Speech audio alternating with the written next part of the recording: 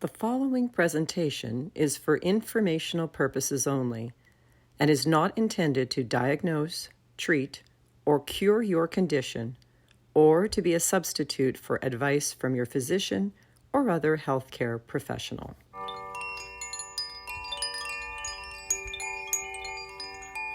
Welcome to Tools for Healing and Wellbeing. I'm your host, Elaine Jagelski. In this episode, we'll explore the concept of vagal toning.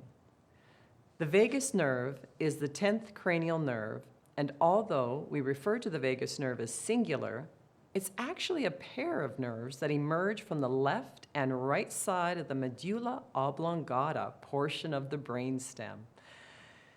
The lateral translation of the literal translation of the vagus is wanderer, which aptly represents its widespread interfacing of the cortex, brainstem, hypothalamus, and the body. Its afferent pathway, or periphery to the central nervous system, comprises 80%, and the efferent pathways, or going from the central nervous system to the periphery, comprises 20%. The vagus nerve serves as the body's superhighway, carrying information between the brain and the internal organs, and controlling the body's response when it's in rest and relaxation. It carries sensory information from the skin of your ear and controls the muscles that you use to swallow and speak, even influencing the immune system. This nerve is the sensory network that tells the brain what's going on in your organs, especially the digestive tract, the stomach and the intestines, the lungs, the heart, the spleen, the liver, and the kidneys, as well as a whole host of other nerves that are involved in everything from talking to eye contact to facial expressions, and even your ability to tune into other people's voices. It is made of thousands upon thousands of fibers operating far below the level of our conscious minds. As was mentioned, the vagus nerve is the 10th cranial nerve, which passes along the ear, through the tongue, the pharynx, down the sides of the throat, through the heart and the GI tract. If you have concerns, then you might want to try what's called the uvula test.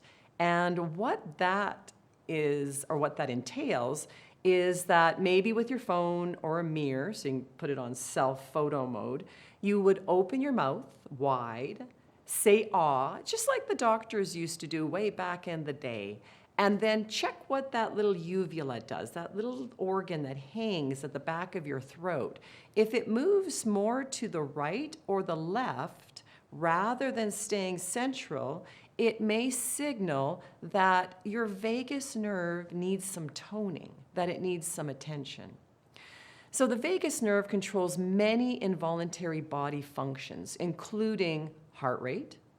So the vagus nerves help slow down your heart rate and regulates blood pressure.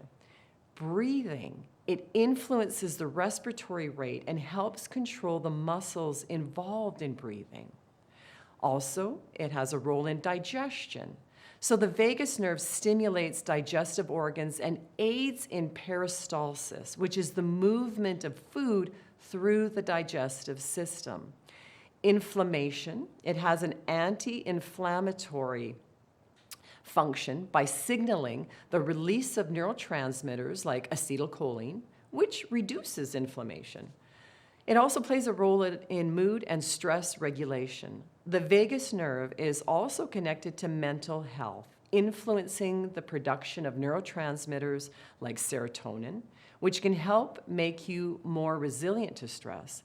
It also plays a role in immune system responses, skin and muscle sensations, mucus and saliva production, the gag reflex, speech, taste, urine output, and orgasms. This gives you an idea of how important the vagus nerve is, and if any of these areas aren't functioning well, then how it might be related to the vagus nerve. Now, vagal toning refers to the activation and strengthening of the vagus nerve, which helps enhance the functioning of the parasympathetic nerve system, which is responsible for the rest and recovery aspects of our nervous system. Improved vagal tone has numerous benefits for physical and mental well-being. The first of those being improved stress resilience. So it can assist with reducing our stress and anxiety. A well-toned vagus nerve promotes relaxation and can help mitigate your body's fight or flight response, which is associated with being in a stress state. The dorsal or back part of the vagus nerve is responsible for the more recent addition of the freeze to the fight or flight or freeze response. The freeze occurs when you feel like a deer in the headlights and you don't know what to do, potentially overwhelmed, and in turn, you don't do anything. It also helps with better emotional regulation. So it improves your ability to manage emotions during stressful situations. Another benefit is that it can lower your heart rate and blood pressure. The vagus nerves help slow down your heart rate and maintain heart health. By promoting relaxation, vagal toning can lower your blood pressure, reducing the risk of heart-related issues. Another benefit is enhanced digestion. The vagus nerve stimulates your digestive tract and helps with the production of stomach acids and digestive enzymes, improving digestion and nutrient absorption. Vagal tone is linked to the health of the gut-brain axis, which can affect both digestion and mental well-being.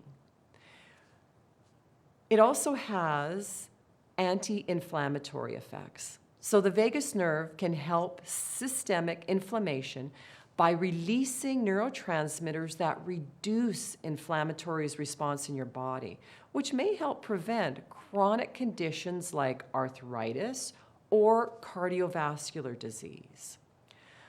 Another benefit is enhanced breathing and oxygen efficiency. Vagal stimulation helps regulate breathing, making it more efficient and calming. Enhanced vagal tone supports better oxygen use in your whole body, which may contribute to improved endurance and energy. Another benefit is improved mood and mental health. Higher vagal tone is associated with improved mood and lower rates of depression. It promotes the release of serotonin, dopamine, and other neurotransmitters, which contribute to feelings of well-being and emotional balance. The vagus nerve acts as a communicator between the gut and the brain, meaning that what goes on in the gut microbiome can affect what happens in the brain and vice versa. The seventh benefit is improved sleep quality. A well-toned vagus nerve can help calm your nervous system, leading to better sleep patterns and deeper rest. Better immune function is another benefit. Vagal toning helps the body regulate immune responses, potentially improving your ability to fight infections and recover faster from illness. The ninth benefit is enhanced focus and cognitive function.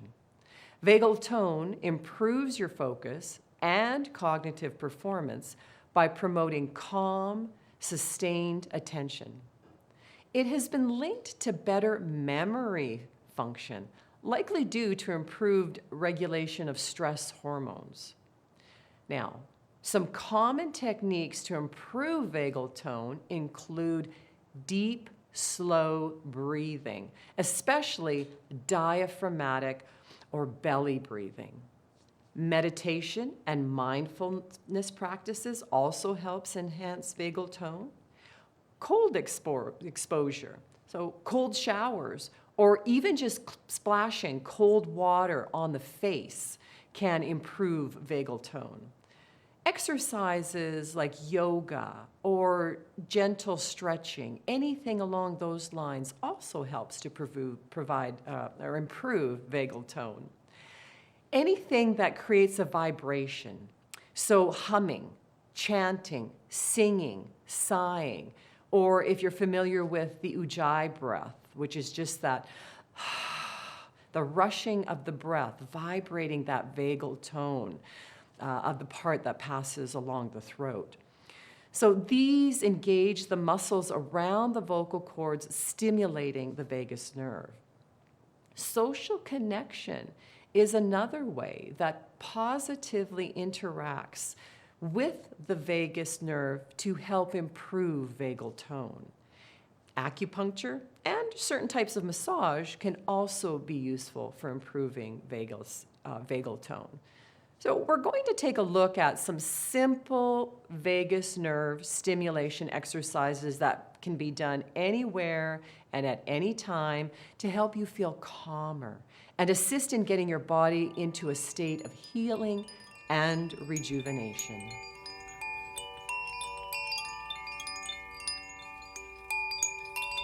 Welcome to this episode.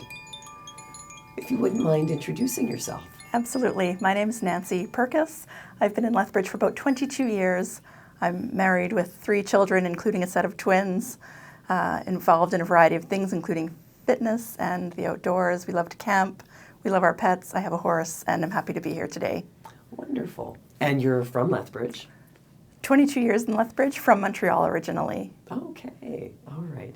And you're also involved in fitness, right? Yes. I enjoy working with a variety of populations, especially older adults or people coming back from different injuries or just general fear of the gym. I like to make things welcoming and fun for everyone. Excellent. Okay. And now you've heard of the vagus nerve before. I have. Okay, yeah. So you have a little bit of familiarity with this particular topic. I will talk a little bit about it, though. Great. And then we'll go through a few different techniques that can be utilized. Terrific. So as far as the vagus nerve is concerned, it's one of the cranial nerves, and vagus stands for wanderer. Okay. And because it kind of wanders, it's not a straight line.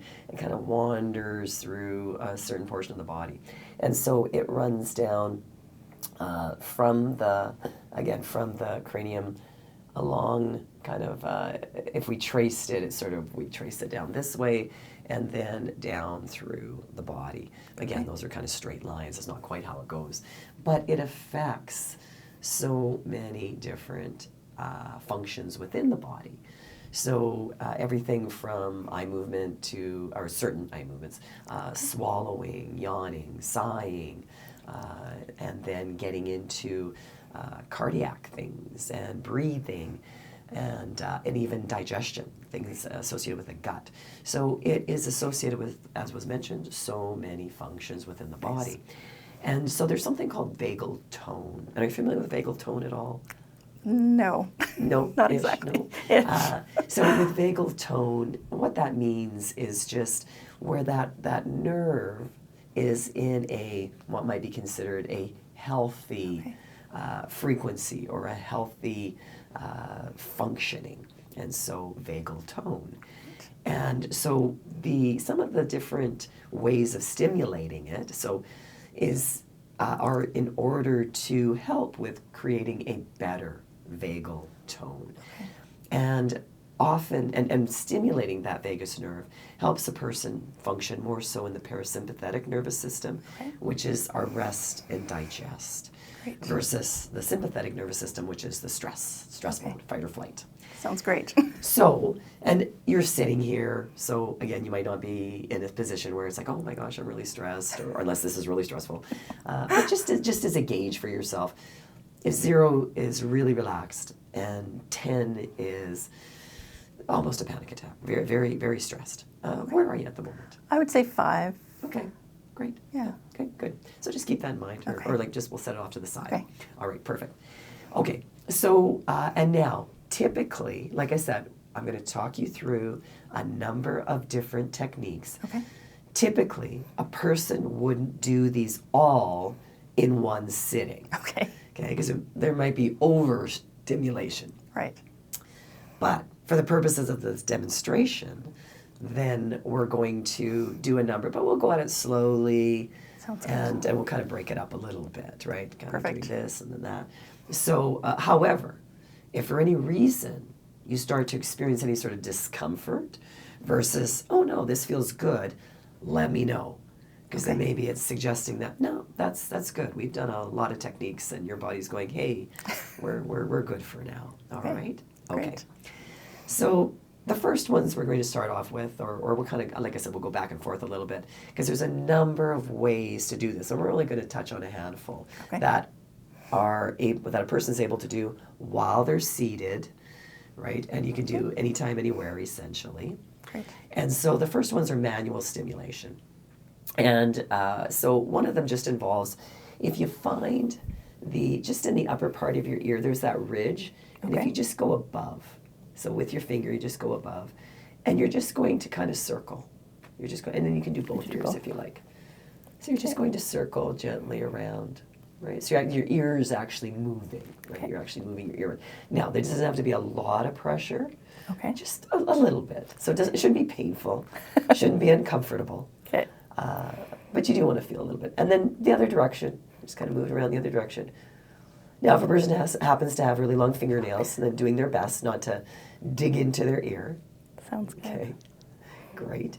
And then we're going to, so any of these, it doesn't always have to be all of these together. Okay.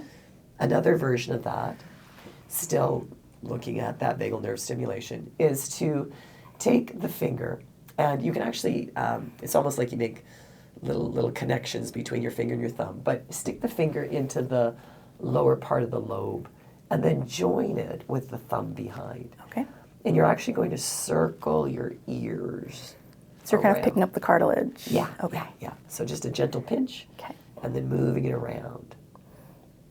And if there's any discomfort, if a person notices that, ooh, or this one side hurts kind of when I do this, then some like a little bit of palpitation or a little bit of pressure movement. What's there? What's going on? Noticing that one side's crackling a little bit. Okay.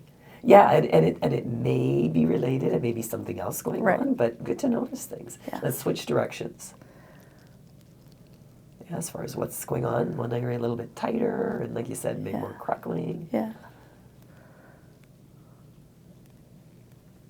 Okay. And then just letting that go. Just letting that go. Okay. And then just feeling your ears probably feel very stimulated and that kind of thing. All right. Now, another manual one is we're just going to take the fingers, or a couple of fingers, you can decide, and you're going to trace along. Okay, so you're going to trace along just sort of the midway kind of down behind the ear, and gently trace, just kind of following along, just a little bit along the jawline, and then down the sides of the throat, and then just kind of off the chest a little bit. So just sort of doing that a few times. We're just tracing down and off. Yeah.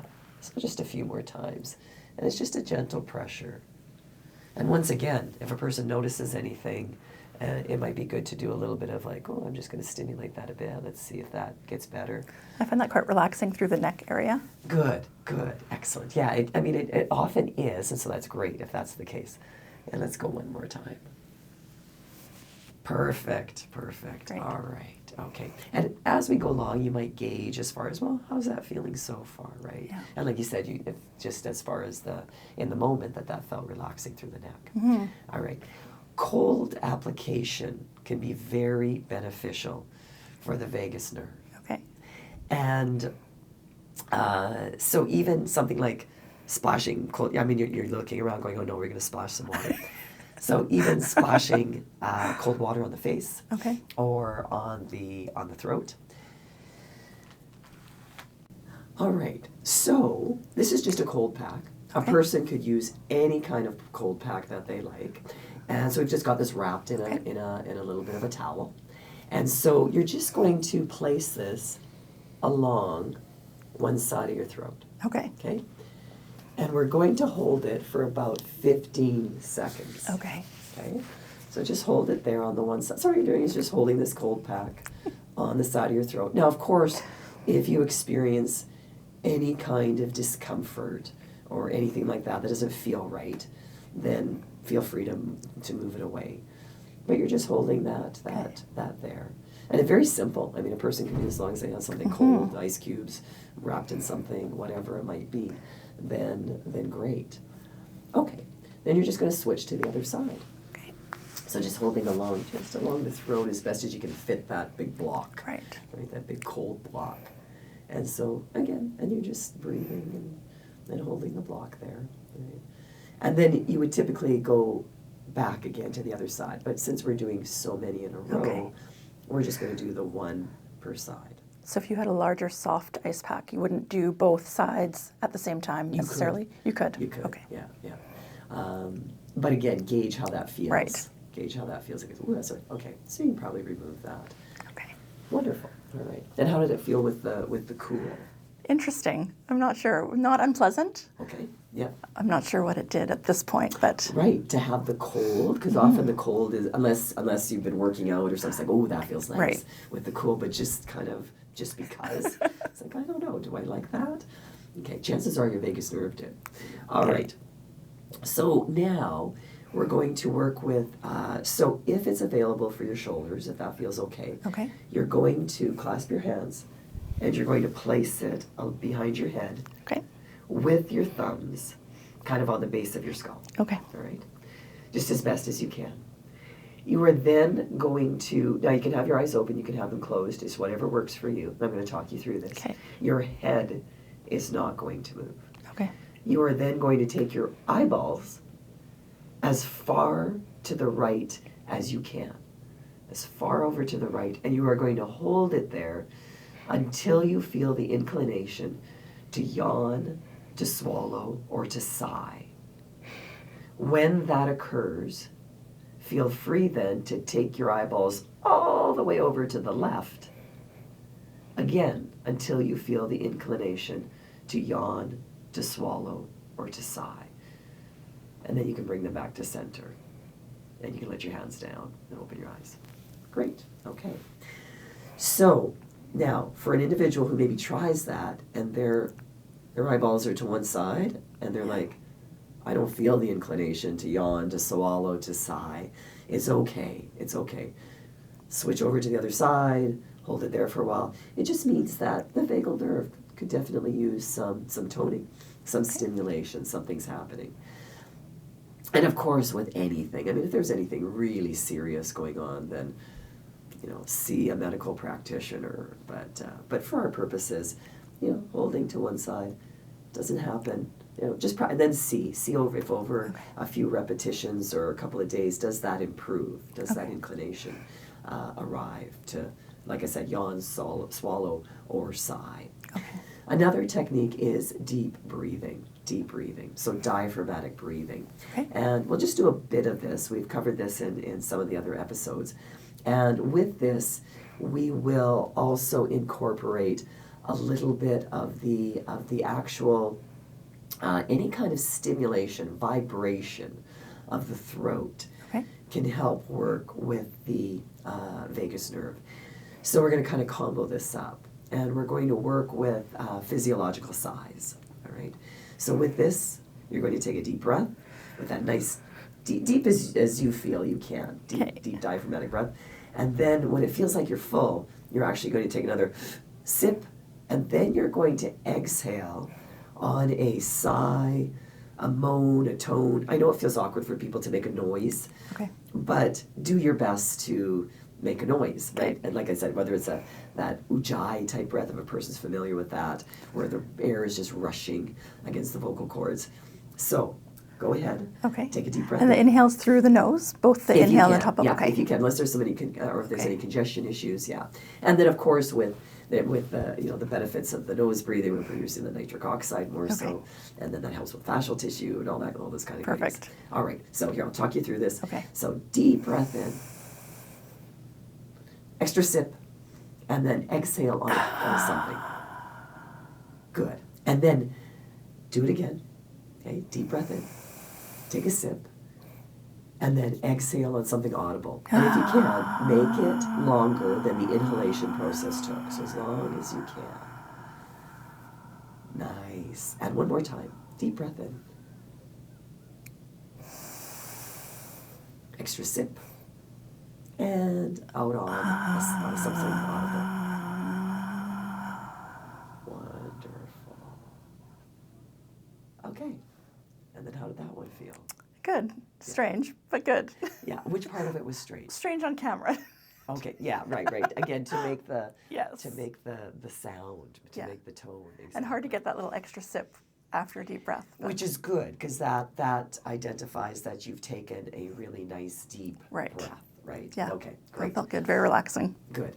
Now, the next one is you are just going to take your hand to your ear.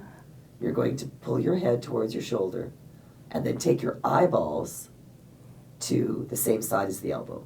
And you're just going to hold it.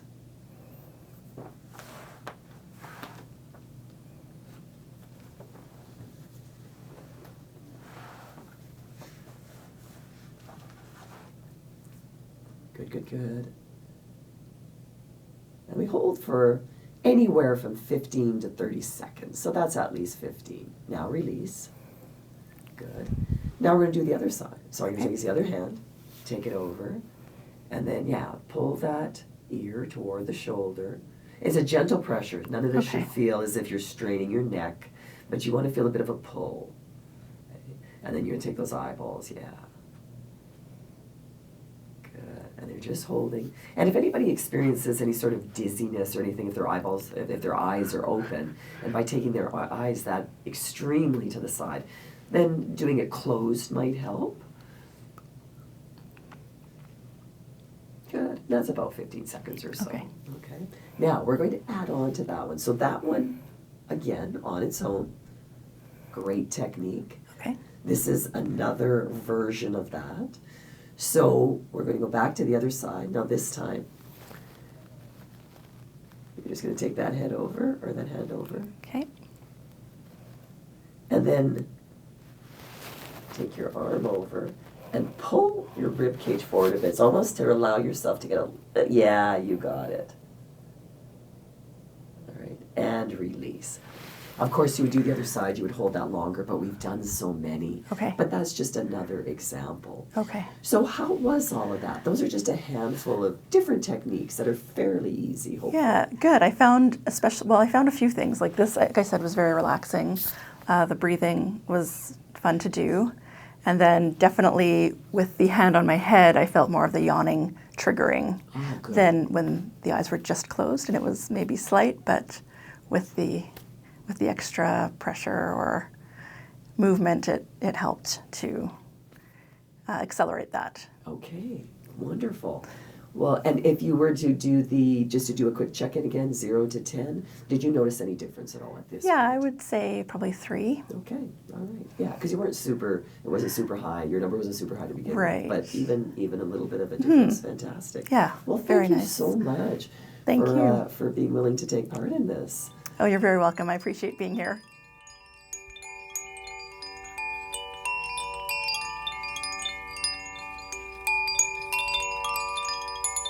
Vagal toning is the activation and strengthening of the vagus nerve, which regulates the body's parasympathetic nervous system, the rest and recovery function. It is crucial for balancing stress responses, promoting relaxation, and maintaining physical and mental health.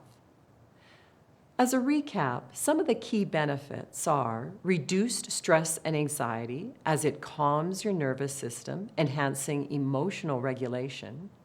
It improves your heart health by things like lowering your heart rate and blood pressure, and enhanced digestion as it supports your gut health and nutrient absorption.